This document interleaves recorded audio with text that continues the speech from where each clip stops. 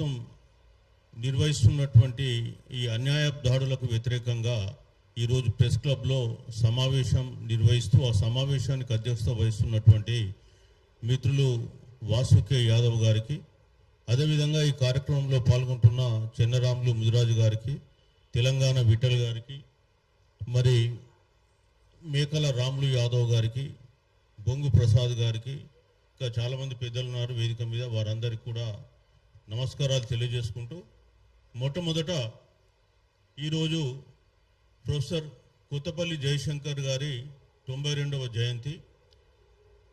వారిని ఈ సందర్భంగా స్మరించుకుంటూ, వారేమో తెలంగాణ రాష్ట్రం సిద్ధింపబడాలి, తెలంగాణ రాష్ట్రం వస్తే ఈ దేశంలో ఈ రాష్ట్రంలో ఉన్నటువంటి బడుగు బలహీన వర్గాలందరూ కూడా సుఖమయమైన జీవితం, ఆనందమయమైన జీవితం, ఒక సామాజిక తెలంగాణ వస్తుందని చెప్పేసి వారు ఆలోచిస్తే తెచ్చుకున్నటువంటి తెలంగాణ ఈరోజు ఆధిపత్య కులాల చేతిలోకి వెళ్ళిపోయి బడుగు బలహీన వర్గాలకు మళ్ళీ పాత రోజులు గుర్తు చేస్తూ ఉన్నారు.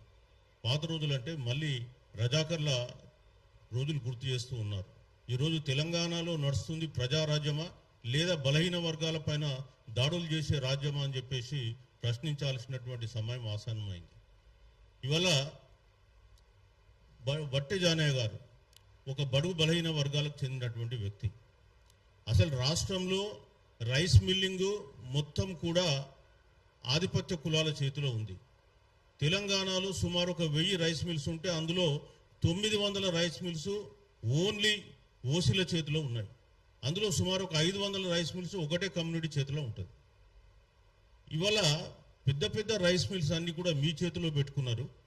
ఉత్తమ్ కుమార్ రెడ్డి గారు సివిల్ సప్లై మినిస్టర్ గారు స్టేట్మెంట్ ఇస్తూ తెలంగాణలో 2014 నుంచి ఇప్పటి వరకు రైస్ మిల్లర్స్ ఇవ్వాల్సిన సుమారు 13,399 కోట్ల బకాయిలు ఉన్నాయని చెప్పి ఆయన స్టేట్మెంట్ ఇస్తాడు. మరి 12 ఏళ్ల నుంచి మీరు ఏం చేస్తున్నారు? ప్రభుత్వాలు ఎందుకు రైస్ మిల్లర్స్ దగ్గర ఎప్పటికప్పుడు రికవరీ చేయలే? రైస్ మిల్స్ అన్ని ఎవరి చేతిలో ఉన్నాయి?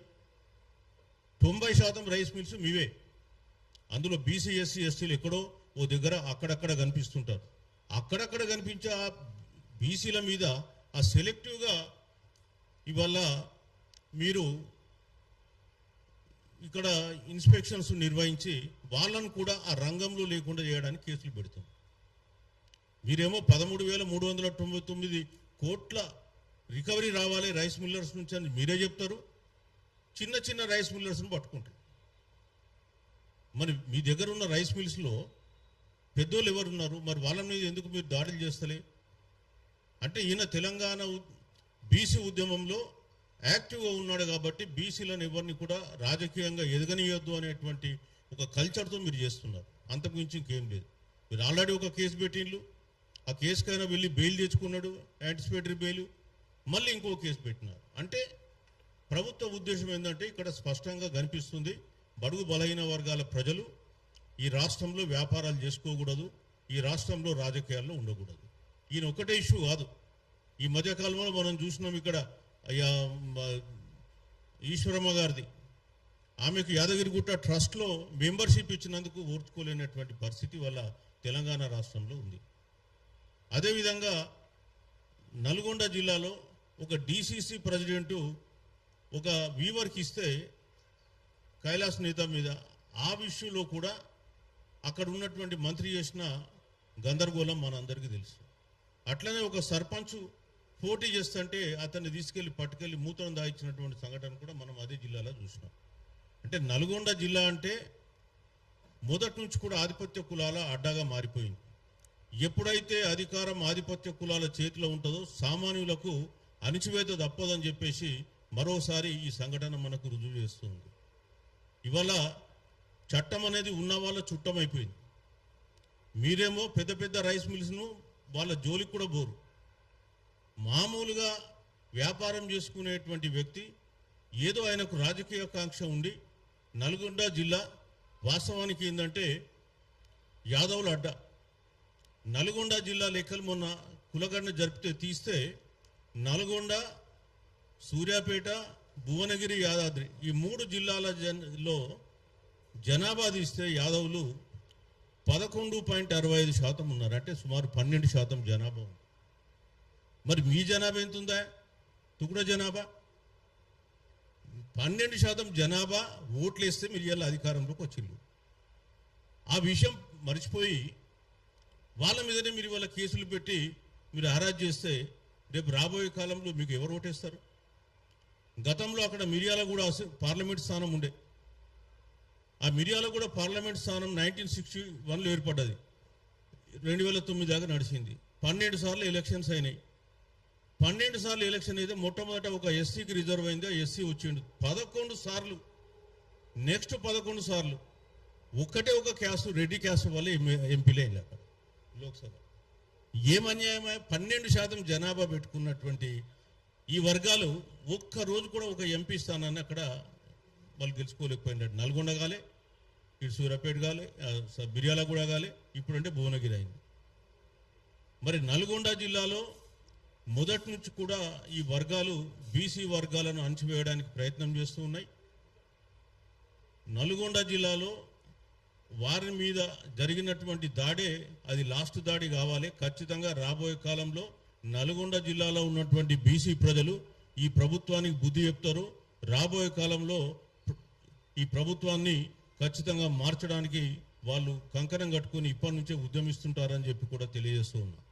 ఇవాళ ప్రభుత్వానికి కూడా మేము చెప్పేది ఏంటంటే, మీరు ఇదే విధమైన దాడులు బీసీల మీద కంటిన్యూ చేస్తే మీరు చెప్పుకునేటువంటి కాంగ్రెస్ మార్కు సామాజిక న్యాయం అని ఏదైతే అంటారో అది బట్టి డొల్లా, మీ నాయకుడు చెప్పే రాహుల్ గాంధీ చెప్పే మాటలు డొల్లా, ఇక్కడ ముఖ్యమంత్రి చెప్పే మాటలు డొల్లా అని చెప్పి సందర్భంగా తెలియజేస్తున్నాం. ముఖ్యంగా మీరు ఈ వట్టెజానయ్య పైన వేధింపులు అనేటువంటి అన్ని తక్షణం ఉపసంహరించుకోవాలని చెప్పి కోరుతున్నాం. మీరు చట్టపరంగా ఎట్లా ప్రొసీడ్ కావాలంటే అట్లా ప్రొసీడ్ కంటే కానీ అనవసరంగా కేసులు పెట్టి వాళ్ళ కొడుకు మీద కేసు పెట్టారు. ఈ రోజు వరకు కూడా అతని అబ్బాయి బయటకు రాలేదు. దాదాపు ఒక 20-25 రోజులు అవుతుంది. ఆయన ఇంకా కస్టడీలోనే ఉన్నారు, జ్యుడిషియల్ కస్టడీలో. సో వారిని కూడా తక్షణమే మీరు రిలీజ్ చేయించాలి. లేనట్టయితే బీసీ సంఘాలన్నీ కూడా మరొకసారి ఐక్యమై పోరాటం చేయడానికి సంసిద్ధంగా ఉన్నాయి.